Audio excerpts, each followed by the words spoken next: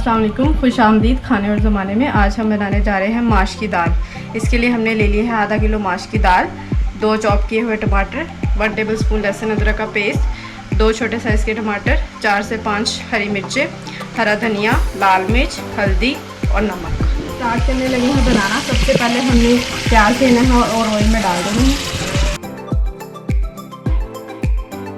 प्याज़ों को light brown होने तक भून लें। प्याज लाइट ब्राउन हो चुकी हैं। अब हम इसमें लहसुन अदरक का पेस्ट ऐड कर देंगे, टमाटर ऐड कर देंगे और इसको अच्छे से मिक्स कर लेंगे।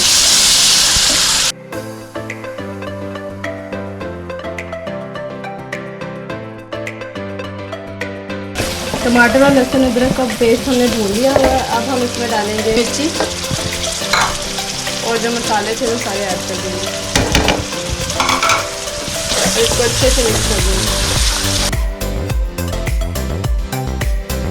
अच्छे से भूनकर तैयार हो चुका है। अब हम इसमें डालेंगे अपनी माश की दाल।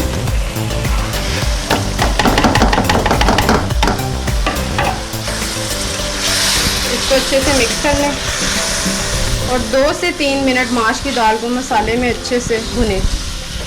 2 से 3 मिनट दाल को अच्छे से भून लिया हुआ है। अब हम इसमें 1 गिलास पानी डाल के हल्की आंच पे दम पर लगा देंगे।